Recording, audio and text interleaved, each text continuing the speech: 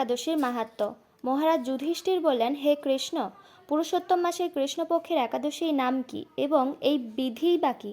দয়া করে আমাকে বলুন। শ্রীকৃষ্ণ বললেন, হে যুধিষ্ঠির, সুখ ভোগ মুক্তি আনন্দ প্রদানকারী পবিত্র এবং পাপ বিনাশিনী এই একাদশীর নাম পরমা। পূর্বে বর্ণিত একাদশীর বিধি অনুসারেই এই ব্রত পালন করা কর্তব্য। এখন এই ব্রত বিষয়ে এক মনোহর কাহিনী তোমাকে বলবো। কাম্পিল্য নগরে মুনি ঋষিদের কাছে আমি তা শুনেছিলাম। কাম্পিল্য নগরে সুমেধা নামে এক ব্রাহ্মণ বাস করতেন। তার স্ত্রীর নাম ছিল পবিত্রা। তিনি অত্যন্ত পতিব্রতা ছিলেন, কিন্তু পূর্ব কর্মফলে এই ব্রাহ্মণ ধনহীন হয়ে পড়েন।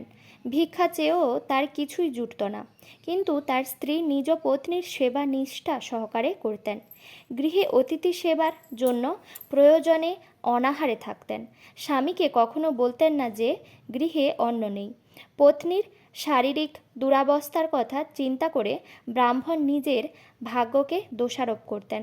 একদিন পত্নী প্রিয়ংবদাকে বললেন, হে কান্তে, আমি ধনবান মানুষদের কাছেও ভিক্ষা চেয়ে পাই না। বলো, এখন আমি কি করব? ধন সংগ্রহের জন্য আমি অন্য কোথাও যেতে চাই। তুমি আমাকে অনুমতি দাও। ব্রাহ্মণ পত্নী তখন তাকে বললেন, হে বিদ্বান, এ জগতে মানুষ তার পূর্বসঞ্চিত ফল ভোগ করে।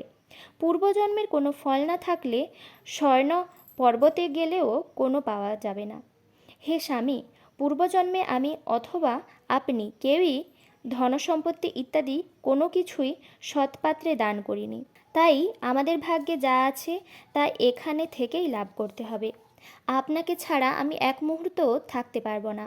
কেননা পত্নীহীনাকে দুর্ভাগা বলে সবাই তখন নিন্দা করবে। অতএব এখানে যা ধন লাভ হয় তা দিয়েই দিন যাপন করুন। এই বিচক্ষণ ব্রাহ্মণ পত্নীর কথা শুনে এই নগরেই রইলেন। একদিন মুনিশ্রেষ্ঠ কৌণ্ডিন্য সেখানে এলেন। তাকে দেখে সুমেধা খুব খুশি হলেন। ব্রাহ্মণ সস্ত্রীক মুনিকে প্রণাম জানালেন, সুন্দর আসন দিয়ে তার পূজা করলেন। এই দম্পতি আনন্দ সহকারে মুনিকে ভোজন করালেন। এরপর ব্রাহ্মণ পত্নী জিজ্ঞাসা করলেন, হে মুনিবর, কিভাবে দারিদ্রতা নাশ হয়?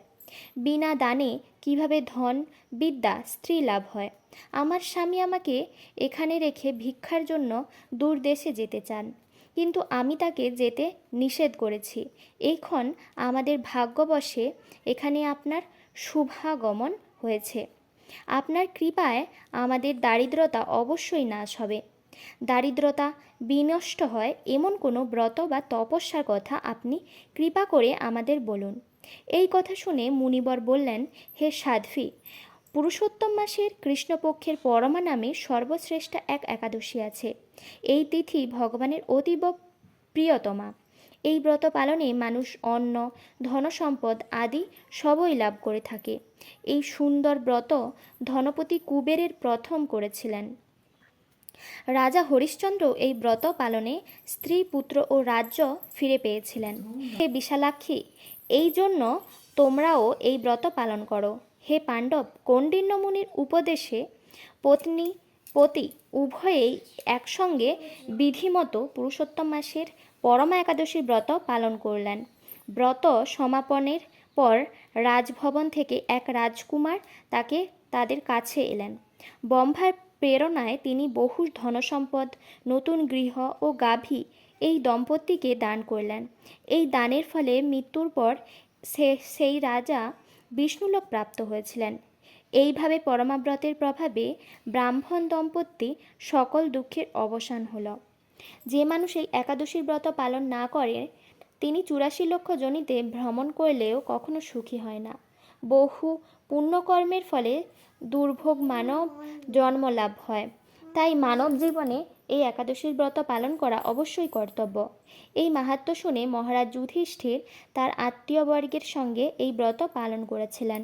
পরের দিন পালনের সময়সূচি: পশ্চিমবঙ্গ 4টা 51 থেকে 9টা 18, দিল্লি 5টা 22 থেকে 10টা 1, বৃন্দাবন 5টা 23 থেকে 10টা, উত্তরপ্রদেশ 5টা 11 থেকে 9টা 48, মুম্বাই মহারাষ্ট্র 6টা থেকে 10টা 25, পুনে মহারাষ্ট্র 5টা 57 থেকে 10টা 22, নাগপুর মহারাষ্ট্র 5টা 31 থেকে 10টা, চেন্নাই তামিলনাড়ু 5টা 42 থেকে 10টা, ভুবনেশ্বর উড়িষ্যা 5টা 6 থেকে 9টা 33, ঝাড়খণ্ড 5টা থেকে 9টা 32, বিহার 4টা 55 থেকে 9টা 29, শিলং মেঘালয় 4টা 30 থেকে 9টা 5, আগরতলা ত্রিপুরা 4টা 37 থেকে 9টা 8, মণিপুর 4টা 23 থেকে 8টা 57, নাগাল্যান্ড 4টা 19 থেকে 8টা 58, সিকিম 4টা 39 থেকে 9টা 17, হিমাচল প্রদেশ 5টা 14 থেকে 9টা 58,